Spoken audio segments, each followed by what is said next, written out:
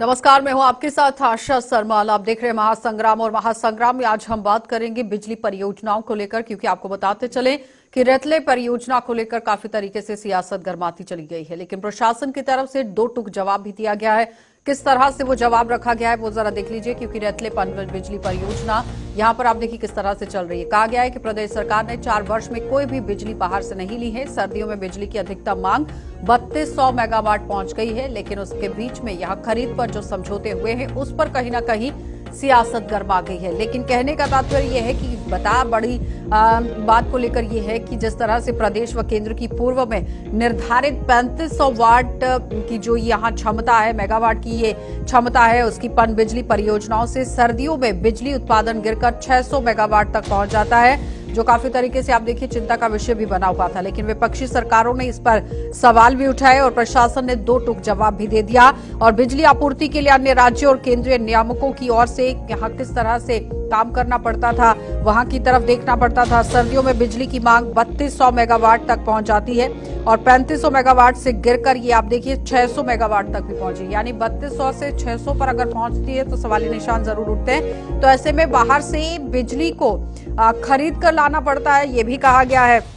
बताया ये भी गया कि मात्र आप देखिए 1140 मेगावाट का योगदान प्रदेश की इकाइयों का है, यानी कि अगर देश यहां पर पूरी तरह से बात की जाए जो प्रदेश के अंदर काम चल रहा है तो 1140 मेगावाट है। 2300 मेगावाट बिजली केंद्रीय जो उपक्रम है वहां से देखने को मिल रहा है, क्योंकि परियोजनाओं से ये उत्पादन होता है। तो रतले में चनाब वैली पावर प्रोजेक्ट के राजस्थान से बिजली करार पर प्रदेश के सियासी दल राजनीति करते नजर आ रहे हैं। अब आप देखिए उमर अब्दुल्ला और महबूबा मुफ्ती की तरफ से कई तरह के सवाल जो है वो उठाए गए थे और कई तरह की खिलाफत यहाँ पर उन्होंने की। सरकार ने साफ कर दिया कि जम्मू कश्मीर ने अपने बिजली उत्पादन का एक बड़ा हिस्सा लगभग 900 वाट जो कि मेगावाट है वो किस तरह से रखा था। लेकिन इसमें आप देखिए बगलिहार हाइड्रो इलेक्ट्रिक प्रोजेक्ट से ये सारी बात सामने आई थी। इसके अलावा यहाँ किस तरह से पूरा बिजली परियोजनाओं को लेकर काम चल रहा है, इसी पर चर्चा करेंगे, क्योंकि आप देखिए सियासत किस तरह से रतले प्रोजेक्ट को लेकर चल रही है। इस वक्त कांग्रेस पार्टी से हमारे साथ राशिद चौधरी जी हैं, आपका बहुत बहुत स्वागत जुड़ने के लिए। अपनी पार्टी से यासिर खान है, आपका भी स्वागत। उनके साथ आप देखिए बीजेपी पार्टी से हमारे साथ फॉर्मर एमएलसी अजय भारती जी हैं, आपका भी बहुत बहुत स्वागत। और एज एक्सपर्ट और वरिष्ठ पत्रकार हमारे साथ इस वक्त जुड़ चुके हैं दिनेश मल्होत्रा जी, जो कि आप देखिए पत्रकारिता की जगत से ही जुड़े हुए हैं, आपका भी बहुत बहुत स्वागत जुड़ने के लिए। सबसे पहले तो मैं दिनेश जी आप ही के पास आऊंगी, क्योंकि काफी तजुर्बा है आपके पास, कई सालों से काम कर रहे हैं, वरिष्ठ पत्रकार हैं। लेकिन उस बीच में जिस तरह से रतले प्रोजेक्ट को लेकर बात चल रही है, क्या लगता है कि सियासत कितनी जायज और किस तरह से अब हो रही है, जिस पर दो टूक जवाब भी दिया गया है प्रशासन की तरफ से? पावर को लेकर जम्मू कश्मीर में हमेशा एक पॉलिटिक्स चलती रहती है। तो अगर हम सक्सेसिव गवर्नमेंट्स की बात करें ना, तो जम्मू कश्मीर की जो भी सरकारें रही, जितना हमारी जनरेशन पोटेंशियल है हम इसको एक्सप्लॉइट नहीं कर पाए।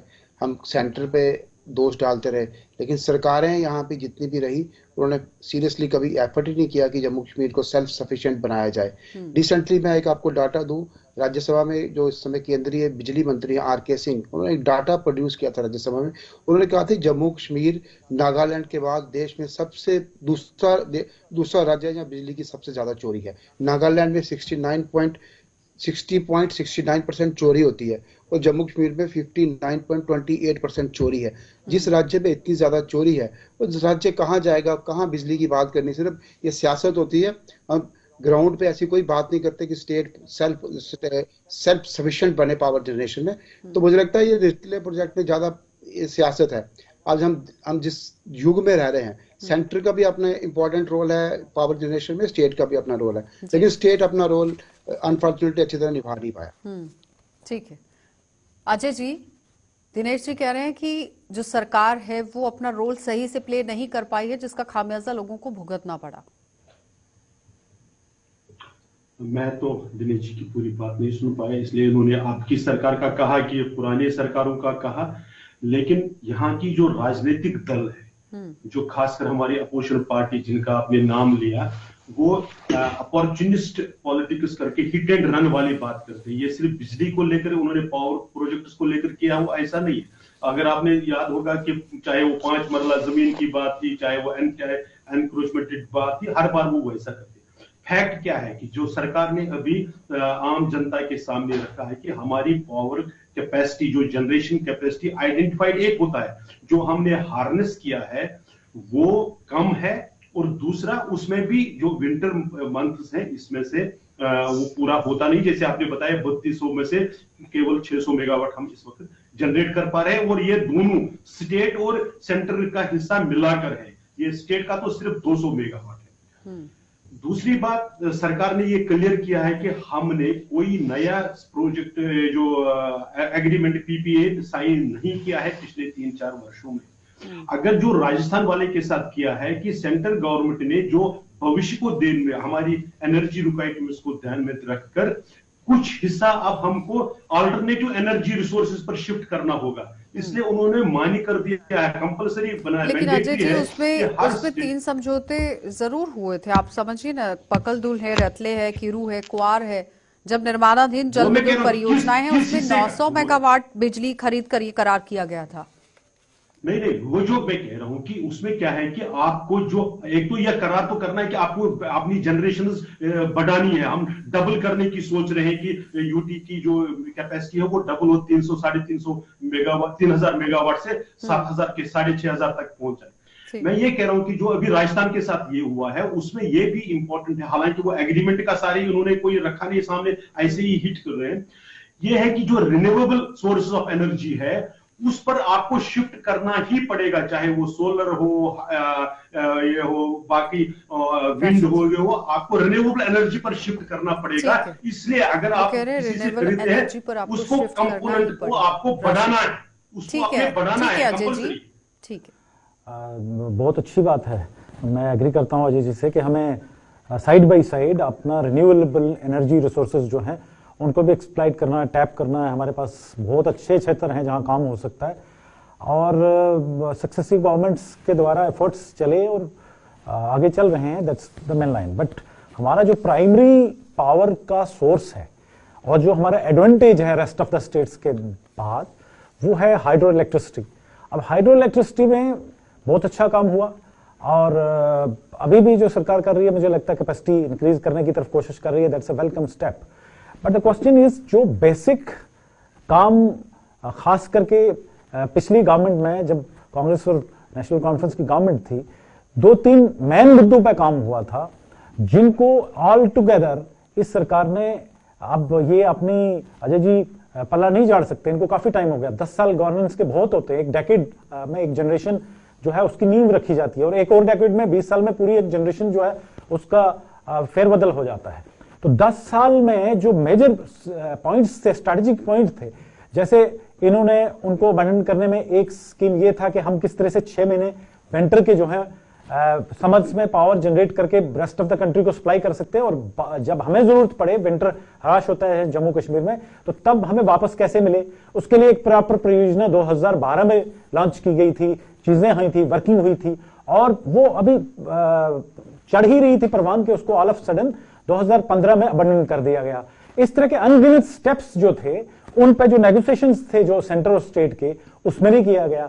और खाली कंडेम्ड करने के लोकल दल जो है वो ये करते हैं, सरकार उन्होंने ये किया, और स्टेट को सारा वबाल डाल देने से और सेंटर को बरी कर देने से काम नहीं चलेगा। एक हॉलिस्टिक अप्रोच होगी जिस दिन, और खास करके पावर के मामले में हमेशा सेंटर ही कमांड में रहा, यहाँ पे पावर जनरेशन के मामले, तो सेंटर को हम एकदम वो नहीं कर सकते। तो मुझे लगता है इसका सोल्यूशन हो सकता है। ठीक है आशा जी, देखिए 16 घंटे की कटौती पूरे जम्मू कश्मीर में, खासकर रूरल एरिया में और अर्बन एरिया में भी, जिसकी वजह से आप देखें हेल्थ सेक्टर जो है ये कोई जस्टिफिकेशन नहीं है। जितने मर्जी हम एक्सक्यूजेज दे दें, पॉलिटिक्स रही एक जगह। आप देखें इससे हेल्थ सेक्टर कितना इस वक्त अफेक्टेड हो रहा है, और एजुकेशन सेक्टर कितना अफेक्टेड हो रहा है, या स्मॉल स्केल इंडस्ट्री कितनी अफेक्टेड हो रही है, और बहुत सारे जो और सेक्टर हैं वो इफेक्टेड हो रहे हैं। जहां तक ये रहा कि गणेश जी से मैं इत्तेफाक करता हूं, वो ठीक कह रहे हैं कि आज तक जम्मू कश्मीर में जितनी गवर्नमेंट्स आई हैं, आज तक कभी भी व्हाइट पेपर इस पर नहीं जारी किए कि जम्मू कश्मीर में एक्चुअल बिजली कितनी प्रोड्यूस होती है, कंजम्पशन कितनी है। व्हाइट पेपर कभी नहीं आए। एक रफ दिया जाता था एस्टिमेट, जो अभी भी मौजूद है। वो कहा जाता है कि जम्मू कश्मीर में 3500 मेगावाट जो है बिजली प्रोड्यूस हो रही है, यानी कि अगर रतले को रख लो तो 8 पॉइंट समथिंग है, तो वो 43.5 पहुंच की है।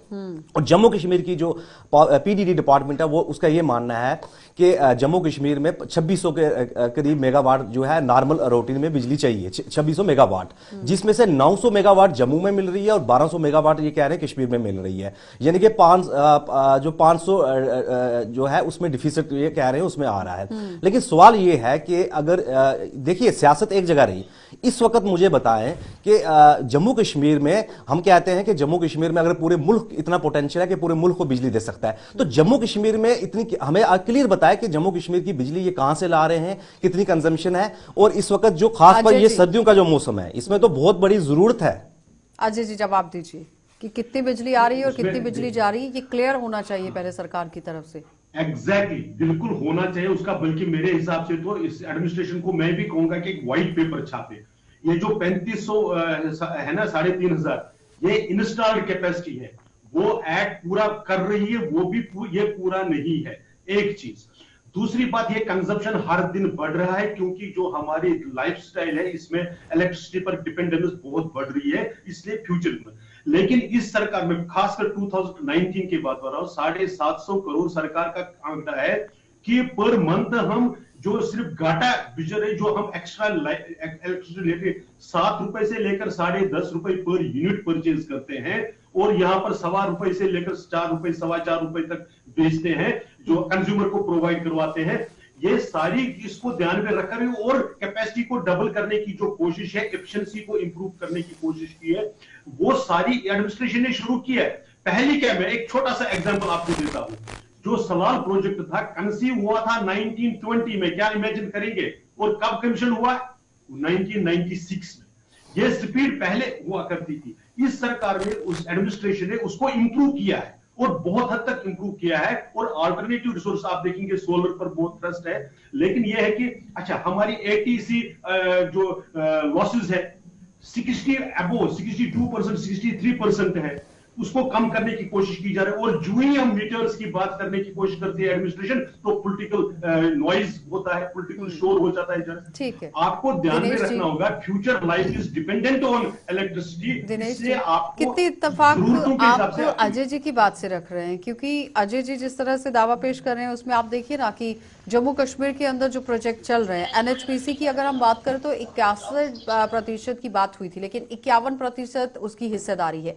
49% जो है वो यहाँ पर चिनाब वैली में किस तरह से प्रोजेक्ट चल रहे थे उनकी भी हिस्सेदारी, जो कि प्रदेश के अंदर चल रहे थे। यानी एनएचपीसी और प्रदेश के अंदर मिलकर अगर कोई काम 100% हो रहा था, तो जिसमें हिस्सेदारी एनएचपीसी 51% ले रही थी और प्रदेश 49%। लेकिन क्या उसका लाभ आम लोगों को मिला या नहीं, ये बड़ा सवाल था। क्योंकि अगर घर के अंदर कोई चीज बन रही है तो उसका सबसे पहले फायदा आम लोगों को होना चाहिए था और उसके बाद बाहर के लोगों को। लेकिन उसके साथ साथ आपने देखा पिछले दिनों एक बड़ा दावा पेश भी किया गया कि जो लोकल्स हैं उन्हें फ्री में बिजली दी जाएगी। हवा में बातें करने से कुछ नहीं होगा। मैं पहले ये कहूँ कि एक पॉलिसी होती है, पूरी देश में ये पॉलिसी है। जब सेंट्रल प्रोजेक्ट चलते हैं वहाँ से एक सेंट्रल का हिस्सा होता है, स्टेट का अपना हिस्सा होता है। हम जम्मू कश्मीर के जो सियासतदान है ये इमोशनली ब्लैकमेल करते हैं लोगों को। पानी हमारा है, पानी पूरे देश का है, पूरे देश का इस पे हक है। अगर हमारे देश के रिसोर्सेज पर जम्मू कश्मीर का हक है तो जम्मू कश्मीर के रिसोर्सेज पर देश का भी हक है। इसमें सिर्फ पॉलिटिक्स है। मैं आपको सच्ची बात बताऊं कि यहाँ पे सारी पॉलिटिकल पार्टी, चाहे क्या बीजेपी है, कांग्रेस है, पीडीपी है, एनसी है, इन्होंने जम्मू कश्मीर में पावर रिफॉर्म्स को कभी इंप्लीमेंट ही नहीं होने दिया।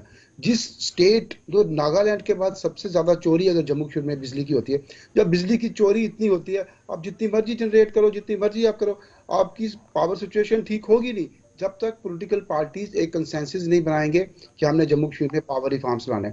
और दूसरी बात यह है कि अब हम जिस दौर से गुजर रहे हैं, इस दौर में आने वाले टाइम में पावर जनरेशन को डिस्करेज करने की जरूरत है। आप देखिए किस तरह से क्लाइमेट चेंज हो रहा है। रशीद चौधरी जी बड़े साइंटिस्ट हैं, ये सब कुछ जानते हैं। आज हमें पावर जनरेशन को छोड़ के ना हमें दूसरी सोलर एनर्जी पे स्ट्रेस देना पड़ेगा, विंड एनर्जी पे स्ट्रेस देना पड़ेगा। हम पावर एनर्जी की बात कर रहे हैं तो इसका बहुत आने वाले दिनों में सौर ऊर्जा की तरफ हमें बढ़ने की जरूरत है, जिस पर सरकार की तरफ से भी कहा गया कि आप देखिए 1600 मेगावाट जो सौर ऊर्जा है वो खरीदने का करार हुआ है केंद्रीय उपक्रमों में।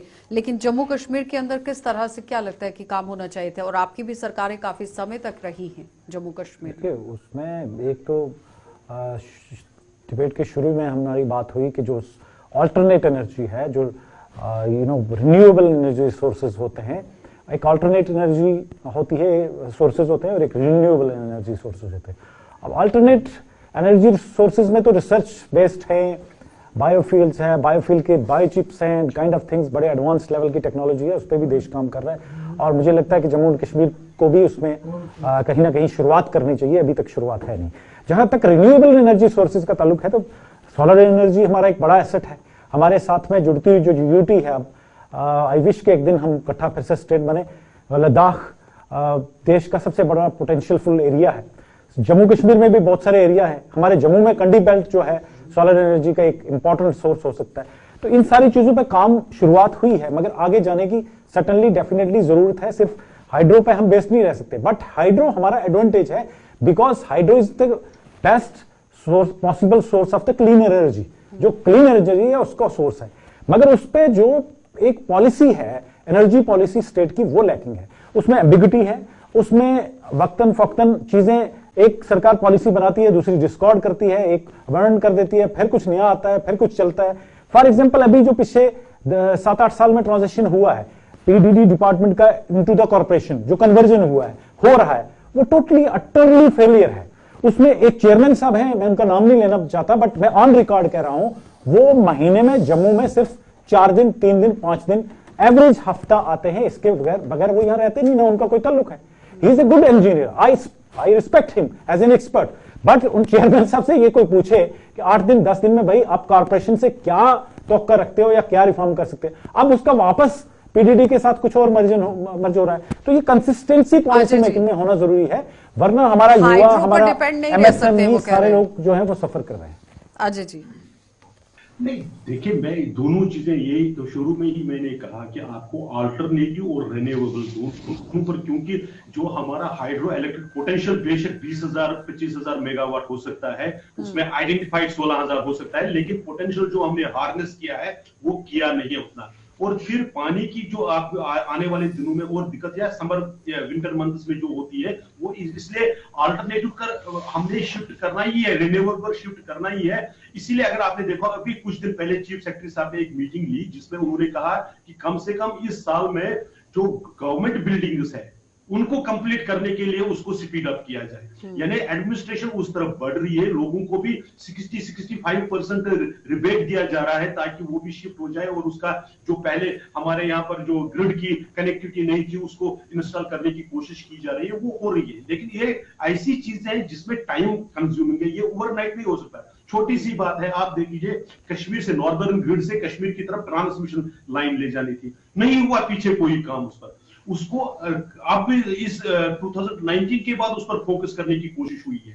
मेरा ये कहना है कि ये कुछ टाइम कंज्यूमिंग है और फ्यूचरिस्टिक रिक्वायरमेंट इसको ध्यान में रखना कंज्यूमिंग है, और फ्यूचर में देखिए जो भी है, जितने प्रोजेक्ट्स जम्मू जितने hydro electric project Jammu Kashmir में काम कर रहे हैं या पूरे मुल्क में काम कर रहे हैं, तो अदर एनर्जीज भी तो जितनी भी आएंगी, जैसे विंड एनर्जी हो या दूसरी एनर्जी, अल्टरनेट एनर्जी, लेकिन बैकबोन तो यही हाइड्रो इलेक्ट्रिक रहेगी, क्योंकि पूरी कंट्री में जो है इसी पर ज्यादा फोकस किया जा रहा है। उसमें टाइम लगेगा, आएगा 10 साल, 20 साल, 30 साल। लेकिन सवाल ये पैदा होता है कि इस वक्त हमें इमीडिएट क्या चाहिए। इमीडिएट जो है, ये सर्दियों का 2 महीने जो गुजर रहे हैं, उसको एड्रेस करने के लिए एलजी साहब को एक काम करना चाहिए। ये भी हमें पता है कि इन्होंने, अगर जैसे आप देख लें, अभी रेतले पावर प्रोजेक्ट का क्या हुआ, पावर परचेज एग्रीमेंट हुआ, लीज पर उन्होंने राजस्थान में किसी 2 कंपनीज को उन्होंने बिजली दी है, जो उनसे एग्रीमेंट हुआ है, लीज हुई है 40 साल के लिए।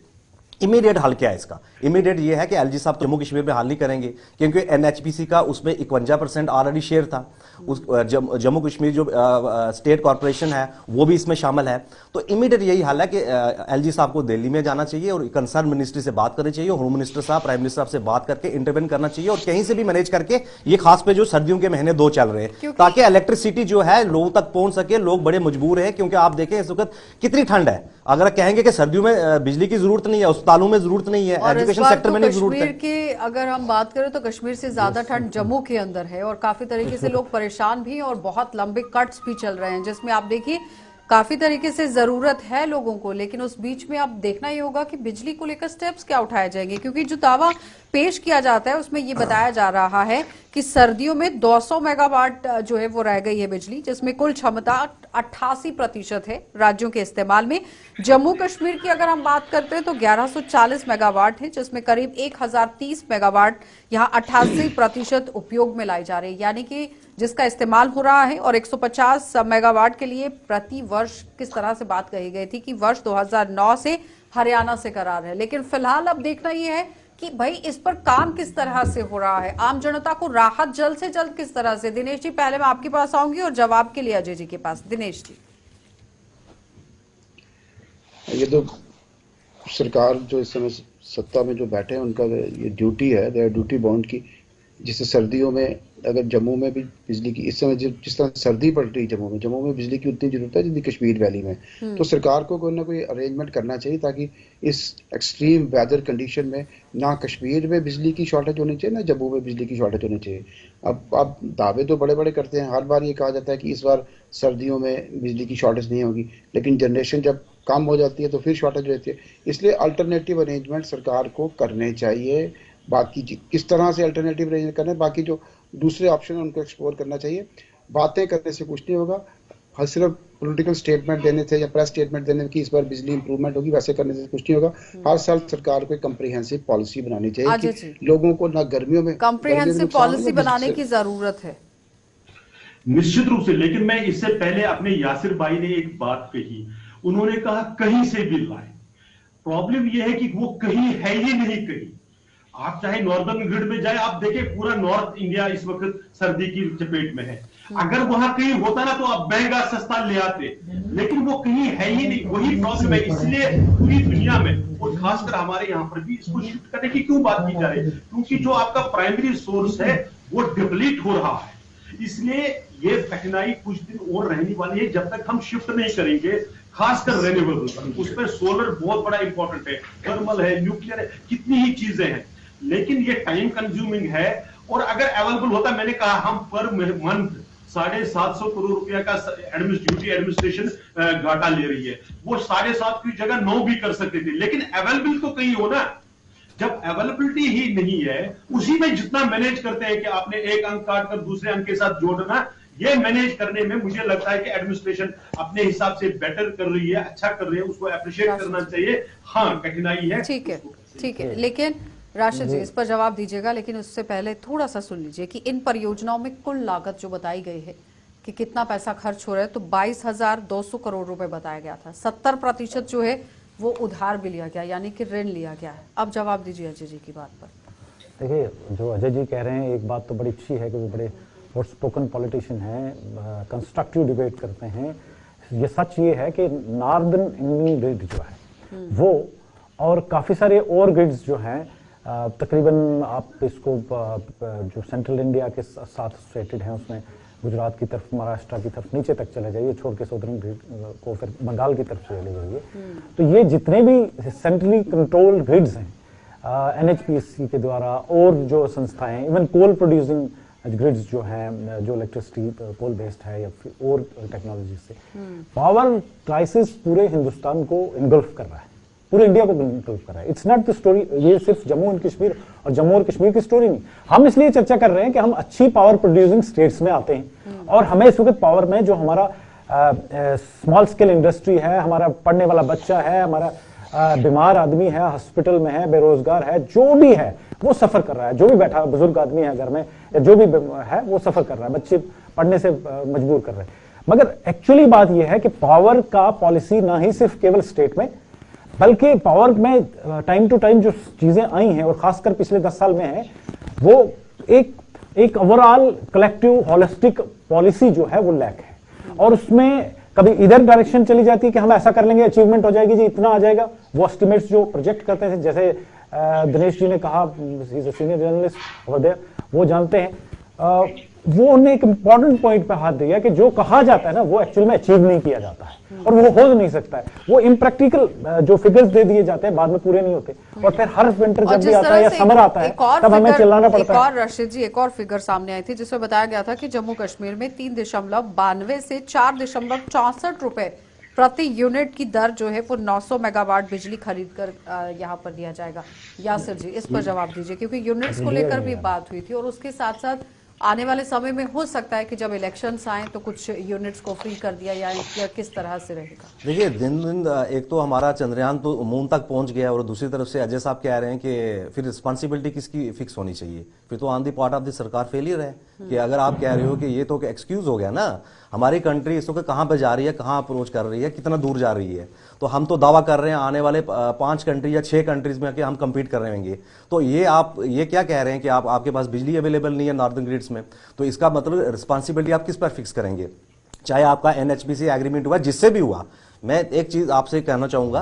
दूसरी चीज गणेश जी ने कही थी, एक चीज कही थी, मैं उसमें एक चीज मैं ऐड करूंगा। उन्होंने कहा था कि बिजली जम्मू कश्मीर में चोरी होती है, वो तो एक साइड रहा जहां पर चोरी होती है। जम्मू कश्मीर में जहां स्मार्ट मीटर लगे हैं वहां पर भी तो बिजली नहीं आ रही है। वहां पर अगर ट्रांसफार्मर जो है वो ट्रांसफार्मर खराब होता है, उसको 2-3 दिन लग जाते हैं उसको रिपेयर करने में, उसको वहां तक पहुंचाने में। तो यहां पर तो चोरी नहीं हो रही है जम्मू शहर के अंदर, क्योंकि जम्मू शहर के अंदर तो मैक्सिमम स्मार्ट मीटर लग गया है। यहां पर भी कटौती हो रही है, किसी जगह 4 घंटे, किसी जगह 6 घंटे। तो यहां पर कौन सी चोरी हो रही है। दिनेश जी नहीं, दिनेश जी को कह रहे हैं मुझे अजय जी पहले जवाब दीजिए। नहीं, उसमें सिर्फ 2 चीजें। एक, मैंने कहा कि हम जो फ्यूचरिस्टिक है उसके लिए जो प्लानिंग की गई है वो मेरे हिसाब से द बेस्ट है, एफिशिएंट प्लानिंग है। इसलिए जो जम्मू कश्मीर में भी अगर आप देखेंगे 1.5 साल 2 साल पहले हमारे यहाँ जो पीक रिक्वायरमेंट थी 2600 मेगावाट की ही जाती थी, अब 3200 हो गई। तो इंक्रीजिंग रिक्वायरमेंट्स को भी ध्यान में रखकर कैसे प्लानिंग की जा रही है वो इन प्लेस है, लेकिन जो उसको एक्चुअल रियलाइज करने में टाइम लगता है, ये मेरा कहना है। मैं उसमें यानी शिफ्ट करने की जरूरत है। ठीक है दिनेश जी।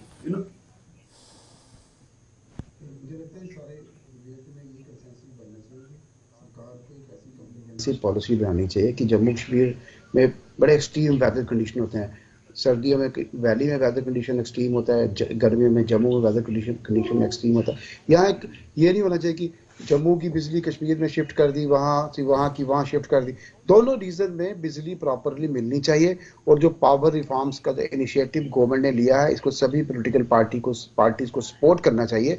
इसमें पॉलिटिक्स नहीं करनी चाहिए कि ये नहीं होना चाहिए, ये नहीं होना चाहिए। अगर पावर रिफॉर्म्स होंगे तभी हमें कुछ गरीब लोगों को मुफ्त बिजली मिलेगी। अगर पावर रिफॉर्म्स नहीं होंगे तो मुफ्त बिजली नहीं मिल पाएगी। ठीक है यासिर जी।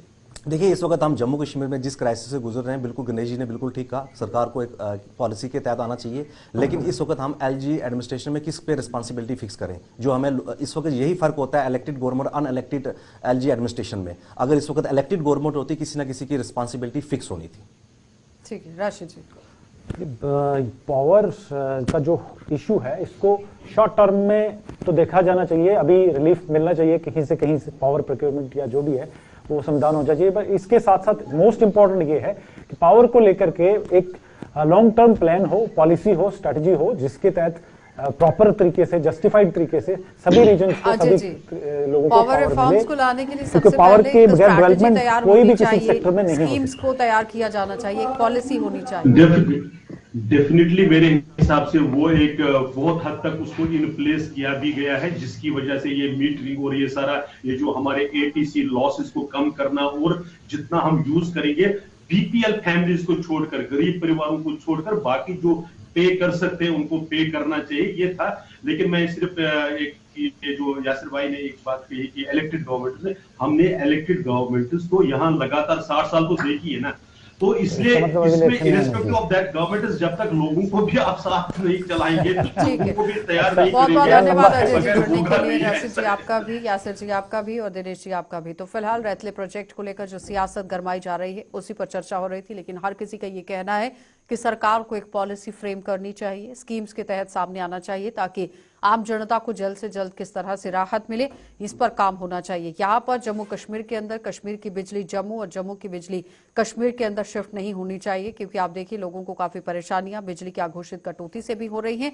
लेकिन प्रशासन की तरफ से जो दावा पेश किया गया है उसमें कितनी सच्चाई है वो सब आपने डिबेट में भी सुना और जमीनी सतह पर भी देखने की जरूरत है। लेकिन अब देखना ही होगा आने वाले समय में किस तरह से प्रशासन यहाँ पर कदम उठाता है। आप देखते रहिए कार्यक्रम।